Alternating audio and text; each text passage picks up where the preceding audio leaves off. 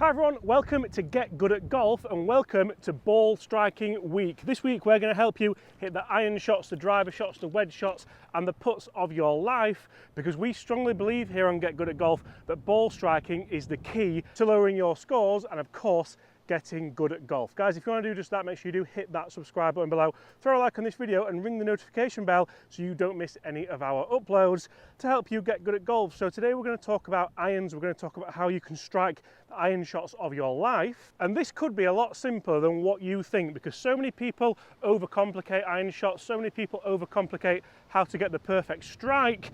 And what we want to do is first of all make sure we are stood to the ball correctly. Too many people stand way too narrow, they stand with the feet flared out, they may even stand inverted with the feet.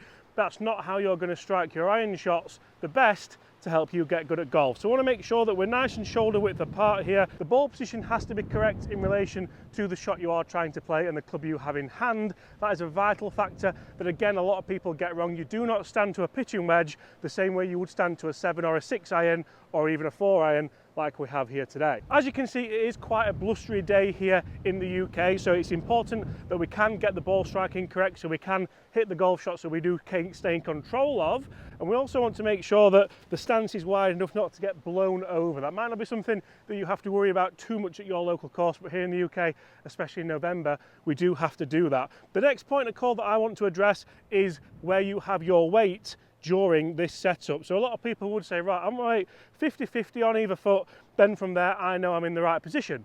Totally incorrect. What we want to do is think about some of the best ball strikers in the world and imagine just where they have their weight at setup. Henrik Stenson is a prime example for me. Henrik Stenson starts with his weight or his pressure just leaning towards his left foot. To me, that acts like a sprinter in the starting block. So if you have a little bit more weight on your left side, as you start the takeaway, you can then push off that into your right hand side. It makes it much easier to get to the top of the backswing, and then from there you can start your downswing and move back into that left side. So it's almost like a one-piece movement as you get to the top of the backswing.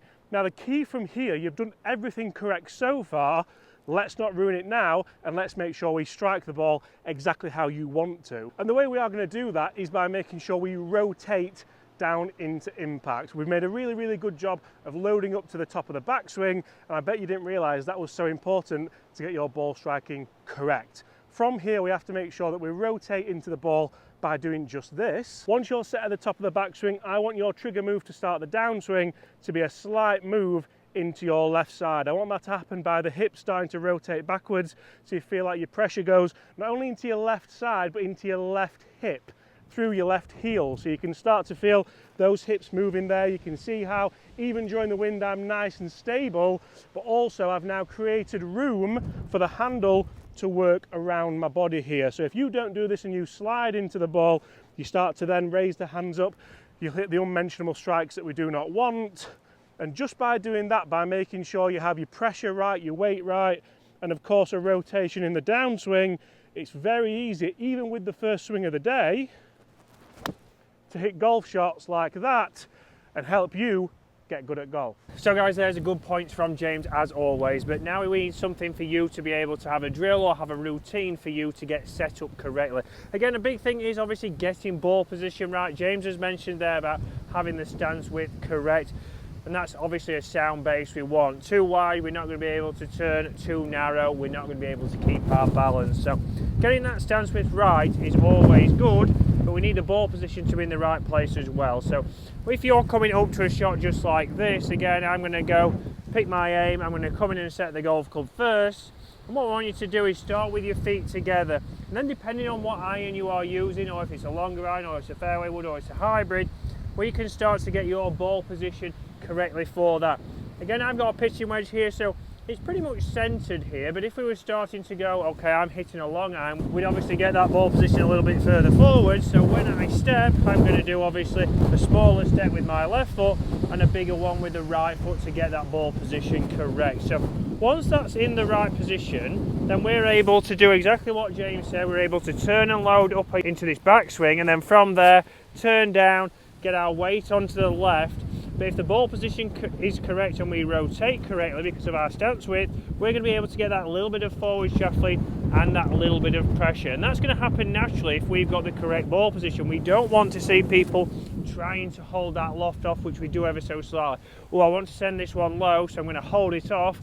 We hit the dreaded shot straight to the right, or we hit a big slice. So get that ball position correct, because if it's too far forward, for example, with this club, all I'm going to be doing is I'm going to be bottoming out early.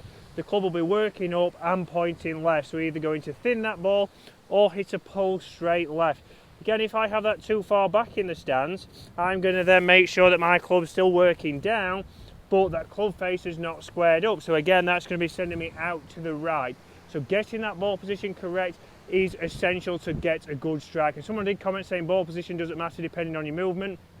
Well, obviously it does, because we have to have that in a place to start to see what kind of patterns you've got, and then either go for lessons or drop us an email on that email below for online lessons. So get your ball position correct, get that nice and sound, and then like James said, we can load up into that backswing and rotate through. And you can hit shots just like that, a nice little divot there, guys, and if you can do that, that's going to help you get good at golf.